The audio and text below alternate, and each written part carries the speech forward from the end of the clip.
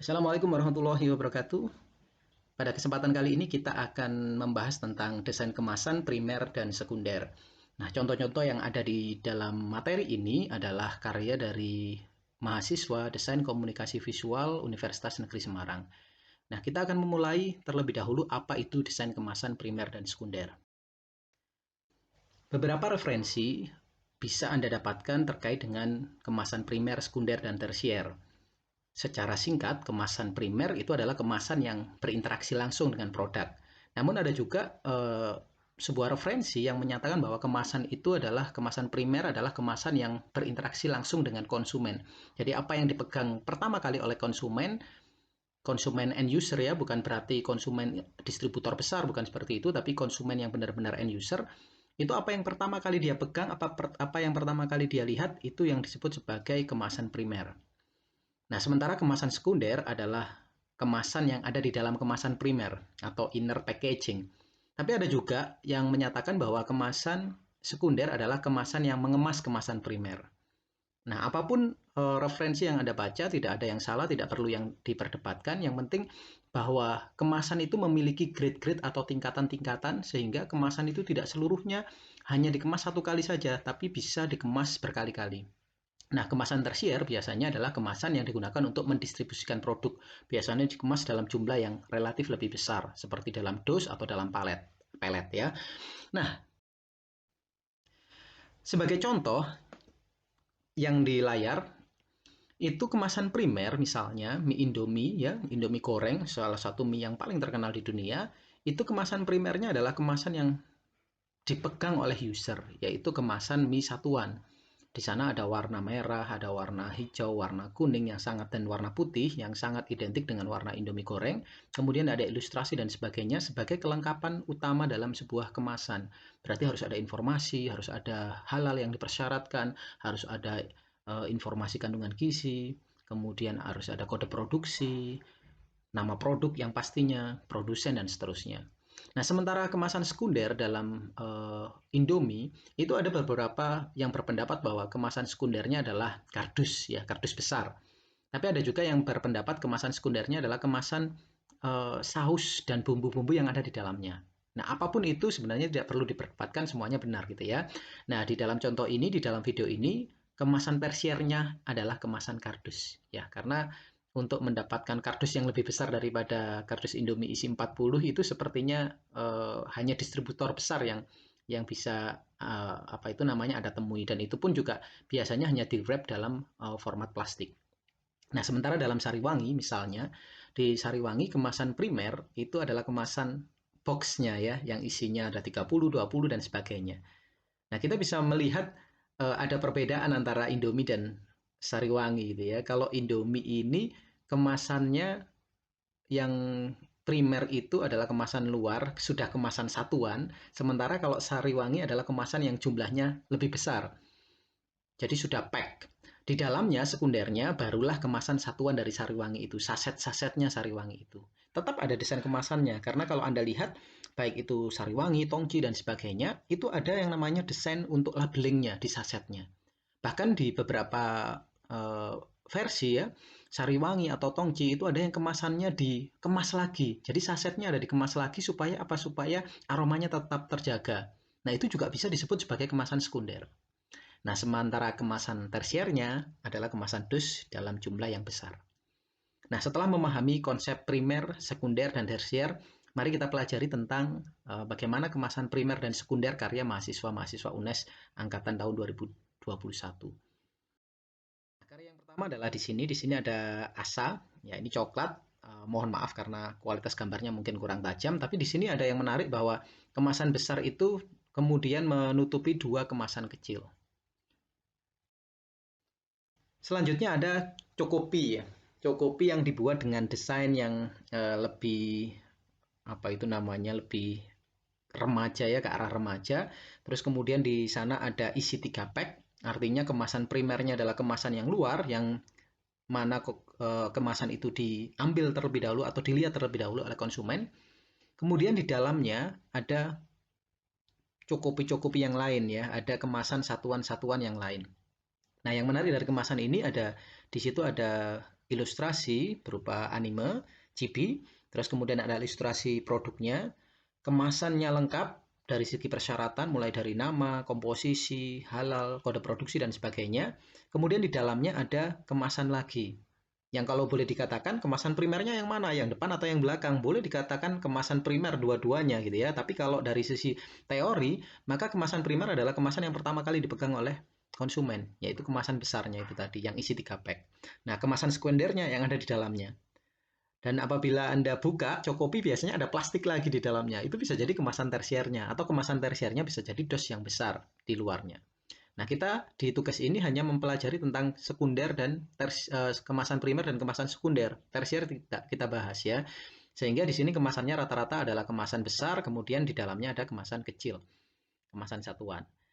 Nah, Anda lihat di kemasan primer, di situ juga ada yang namanya window ya, ada lubang kecil di bagian depan yang digunakan untuk melihat bagian dalamnya. Nah, akan lebih baik apabila window ini bisa terintegrasi dengan bagian dalamnya, sehingga misalkan di bagian dalamnya ini warnanya mungkin sedikit berbeda atau lebih kontras, maka akan muncul empasis yang lebih baik.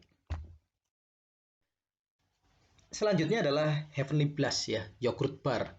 Nah, yang menarik dari kemasan ini selain dari window yang sama dengan Chocopi sebelumnya, tapi di sini juga dibuat dengan desain yang sangat colorful, kemudian dengan ilustrasi manual, kemudian diberi warna secara digital ya, yang sangat sangat menarik, pemilihan tipografi yang sangat bagus dan tata letak yang juga sangat menarik.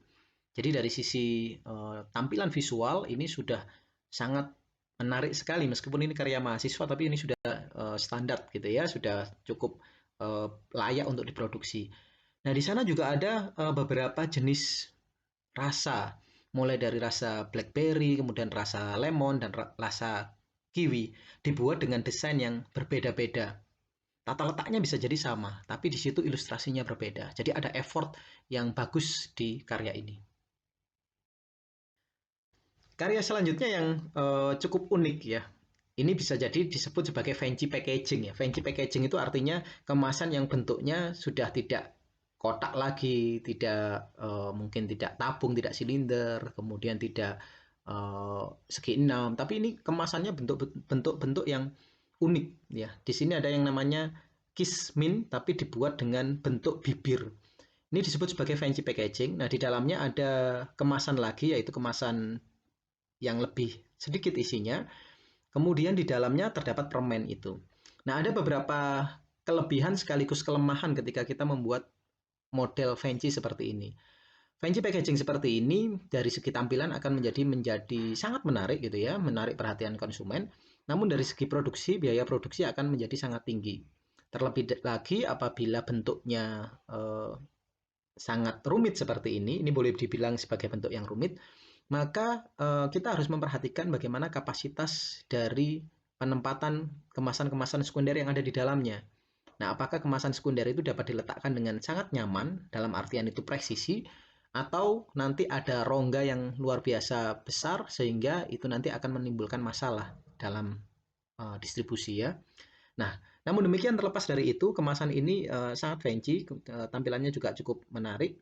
Terus kemudian di dalamnya kelengkapan kemasan juga sangat baik, mulai dari judul, nama produk, kemudian ilustrasi brand, kemudian ada komposisi dan seterusnya. Jadi merupakan salah satu karya yang cukup menarik ya. Berikutnya ada karya yang standar namun memiliki ilustrasi yang menarik. Standar dalam hal ini adalah bentuknya standar, yaitu kotak.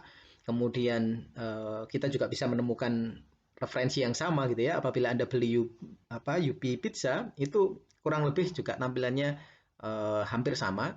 Namun demikian di sini yang menarik adalah ilustrasi yang digunakan. Kemudian ada juga warna yang digunakan. Kita ketahui pizza adalah khas dari Italia. Italia didominasi dengan warna merah, putih dan hijau, maka disitulah ditampilkan merah, putih, dan hijau. Penempatan tekstur pizza, kemudian ada ilustrasi chef yang membawa Yupi Pizza, itu sangat baik sekali. Jadi menghasilkan karya yang meskipun bentuknya standar, tapi karyanya cukup baik untuk diproduksi. Seperti halnya Yupi Pizza, di sini ada Yupi Burger. Nah, yang menarik dari Yupi Burger ini selain dia primer dan sekunder, dia memiliki bentuk yang fancy. bentuknya agak berbeda dengan yang lainnya. Ini bentuknya adalah bentuk segi enam. Namun demikian segi enam ini dimanfaatkan seolah-olah membentuk sebuah lapisan-lapisan burger. Dimulai dari roti paling bawah, sayur, kemudian patty-nya, kejunya, bawangnya, tomatnya, dan seterusnya. Ini sangat menarik sekali konsepnya. Mengingat ketika dibuka, ternyata di dalamnya ada beberapa tampilan layer-layer yang sangat sesuai dengan namanya, yaitu nama burger itu sendiri. Yaitu ada Yupi burger yang patty-nya, ada yang sayurnya, ada yang tomatnya, dan seterusnya. Dan ketika ditata, ternyata ditata dengan sangat presisi di dalam kemasan primernya. Sehingga kemasan ini juga menjadi salah satu yang terbaik pada periode kuliah di tahun 2021. Berikutnya ada kemasan yang mencoba mengeksplorasi bentuk-bentuk yang simple ya. Jadi di sini ada Oreo Supreme. Kita ketahui bahwa Oreo Supreme itu ketika dirilis memiliki harga yang fantastis ya, harga yang cukup mahal. Nah, di sini kemasan dibuat menjadi seelegan mungkin dengan mode minimalis modern ya. Warna merah digunakan sebagai kontras dengan warna putih. Kemudian label Oreo tetap ada di sana dan kemasan satuannya itu menggunakan labeling Supreme yang direkatkan dengan seperti seolah-olah seperti selotip ya. Dan tetap ada khas keorean khas dari Oreo ya, bentuk-bentuk Oreo itu ada diletakkan baik di kemasan primer maupun kemasan sekunder, membuat kemasan ini menjadi cukup elegan dan cukup sesuai untuk Oreo Supreme. Berikutnya ada yang menarik dari Salt Cheese Combo Konghuan. Kemasan ini ada kemasan besar, kemudian di dalamnya ada kemasan-kemasan kecil. Ya, saya ada kritik waktu itu, yaitu berat bersih yang besar dan berat bersih yang kecil itu sama. Jadi ini bentuknya relatif sama, hanya besar dan kecil gitu ya, kakak dan adik. Sementara isinya semuanya tetap gitu ya, sama. Nah, sebenarnya kemasan ini memiliki potensi yang sangat baik ya, dari segi tata letak dan dari segi visualisasi. Karena dari segi visualisasi ini sangat menarik dengan ilustrasi yang sangat menjual, terus kemudian empasis yang sangat tepat dan pemilihan warna yang sangat-sangat baik. Jadi secara layout kemasan ini sudah sangat bagus. Akan lebih bagus apabila kemasan primer dan kemasan sekunder memiliki sedikit perbedaan. Terus kemudian ada beberapa penekanan-penekanan khusus pada kemasan primer dan ada penekanan-penekanan yang berbeda pada kemasan sekunder. Selanjutnya saya mendapatkan tugas yang sangat menarik lagi-lagi ada fancy yaitu Yummy Mochi. Ya, di sini Yummy Mochi ini ada kemasan yang sangat unik di mana ada mochi-mochi dengan karakteristik yang sangat unik. Kemudian ada 3 layer, ada 3 rasa di sana, digunakan dengan warna yang berbeda, ada warna blackberry, ada warna kiwi mungkin ya, atau lemon, terus kemudian ada warna strawberry dan sebagainya. Kemudian dikemas dan ada window di sana sehingga kita bisa melihat bagaimana tuh mochinya di dalamnya. Nah, meskipun demikian, ini karena produknya adalah produk UMKM waktu itu, jadi hal-hal yang dipersyaratkan logo halal MUI-nya masih belum muncul di sana dan deskripsi komposisi produk dan sebagainya itu belum muncul, hanya diberikan kontak dalam bentuk Instagram ya. Nah, sebenarnya apabila itu ditambahkan kelengkapan-kelengkapan seperti kode produksi, kemudian ada apa itu si best before, terus kemudian ada komposisi. Karena apa? Mochi ini materialnya adalah mungkin ada ketan, ada gula, dan sebagainya yang beberapa konsumen bisa jadi sensitif terhadap itu. Nah, itulah gunanya komposisi ditampilkan di dalam sebuah kemasan. Kita tidak boleh menghilangkan itu karena bisa jadi ada konsumen yang alergi terhadap produk-produk tertentu atau konsumen yang membutuhkan nilai gizi tertentu. Nah, itu harus ditampilkan. Berikutnya ada Big Bubble. Big Bubble ya kemasan ini mungkin salah satu yang sederhana meskipun ada window di sana dan di situ ada kemasan isi 6 pack ya. Jadi ada di 6 pack di dalamnya ada kemasan satuan isinya 5. Nah, khusus untuk permen karet ini lucu juga. Kemasan permen karet yang kotak kecil itu yang isi 5. Kalau Anda buka lagi di dalamnya pasti ada kemasannya lagi karena masing-masing permen karet itu di wrap lagi. Nah, maka kalau di sini kita bilang kemasan primer, sekunder, tersier, pasti ada lagi yang nanti kuarter gitu ya. Karena apa? Kemasan primernya adalah yang dibeli oleh konsumen atau yang dipegang oleh konsumen, yaitu kemasan isi 6 itu. Dibuka, di dalamnya ada sekunder, yaitu kemasan kotak, isi 5. Ketika dibuka lagi ada tersier, kemasan satuan bijian. Nah, di luarnya di pack besarnya ada dus besar. Nah, terserah dalam konsep ini mau tersier itu dus besarnya atau yang kemasan satuan di bawahnya. Itu konsep-konsep yang menjadi apa itu namanya perbedaan dari referensi-referensi buku desain kemasan. Namun tidak perlu diperdebatkan. Anda mau membuat kemasan tersiernya itu dus besar ataupun kemasan dalamnya itu tidak jadi permasalahan ya. Yang penting semuanya didesain dengan baik. Nah, di Big Bubble ini ada ilustrasi yang lucu di sana ya. Ada karakter, mungkin Big Bubble-nya membawa saber ya, light saber. Terus kemudian ada monster di bawahnya. Nah, juga ada ekspresi di sana, jadi sangat menarik. Yang menarik berikutnya adalah di sini adalah Korean parfum. Terus kemudian di situ ada kemasan special edition yang dipack dengan baik gitu ya, dipack dengan baik dalam satu kemasan dalam satu wadah. Ada 3 jenis di sini. Ini menurut saya adalah kemasan yang sangat-sangat bagus dari sisi kualitas maupun dari segi eksekusi desain. Mengingat di situ ada Korea, terus kemudian ilustrasinya ditampilkan dengan sangat baik, ya sesuai dengan jenis parfum yang ditampilkan, yaitu ada Gyeongbok Palace, ada Nami Island, ada Everland Park. Kemudian ditampilkan dengan ilustrasi dan pewarnaan yang berbeda-beda dan sangat bagus. Ada yang biru, ada yang ungu, ada yang pink. Terus kemudian dipack menjadi special edition atau packaging edition atau bundled edition. Apabila kita mengingat kembali di dalam mata kuliah periklanan, di dalam periklanan dan di dalam subbab sales promotion ada yang namanya bundled item ya. Bundled item ini membuat orang atau konsumen itu cenderung membeli lebih banyak. Biasanya kalau beli satuan misalkan ya katakanlah ini beli satuan adalah 10.000, jadi beli 3 adalah 30.000, tapi versi bundled mungkin 25.000. Sehingga orang dipaksa untuk membeli lebih banyak daripada versi yang tunggal.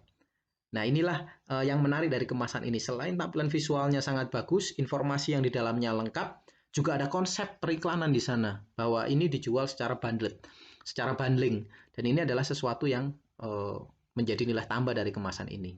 Di luar dari tampilan visualnya yang sangat bagus.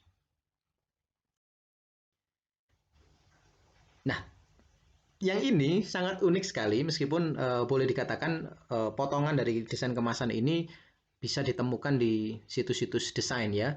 Tapi yang menarik dari sini kemasan ini berbentuk sangat fancy gitu ya, di mana ada whiskas dalam bentuk kucing, tapi ketika dibongkar tampilannya membentuk tampilan kucing gitu ya, kemasannya membentuk kucing dan di dalamnya ada kemasan sekunder, kemasan kucing itu sendiri, kemasan pakan kucing itu sendiri. Nah ini juga dari sisi tampilan visual juga sangat menarik, meskipun dari sisi biaya produksi nantinya akan menjadi sangat mahal karena ada ongkos cetak yang mahal dan ongkos potong yang mahal. Nah, kemasan yang seperti ini itu cocoknya adalah untuk kemasan-kemasan special edition ya. Jadi hanya untuk edisi-edisi spesial yang ada momen-momen tertentu yang bisa di-collectible kemasannya. Kalau untuk kemasan standar, biasanya produsen akan menghindari kemasan yang terlalu kompleks, yang terlalu banyak mengeluarkan biaya. Nah, terakhir itu adalah kemasan dari Oreo. Di situ ada Oreo ice cream. Yang menarik dari kemasan ini adalah dibentuk seperti peti harta karun. Jadi ketika dibuka di dalamnya ada kemasan satuan Oreo itu sendiri. Tampilan desainnya sangat menarik karena temanya adalah ice. Jadi di situ ada suasana salju ya. Kemudian ada keceriaan di sana, ada komposisi warna dan flat design yang sangat menarik. Nah, demikian materi tentang desain primer dan sekunder kemasan. Anda bisa memperkaya lagi dengan berbagai macam literasi, berbagai macam referensi terkait dengan kemasan primer dan sekunder. Saya dan Bu Rahina menyampaikan terima kasih yang sebesar-besarnya atas perhatiannya dan selamat mencoba untuk membuat desain kemasan yang lebih baik, lebih menarik, lebih primer dan lebih sekunder dan memiliki kapasitas yang lebih baik daripada karya-karya sebelumnya. Terima kasih. Kami akhiri. Assalamualaikum warahmatullahi wabarakatuh.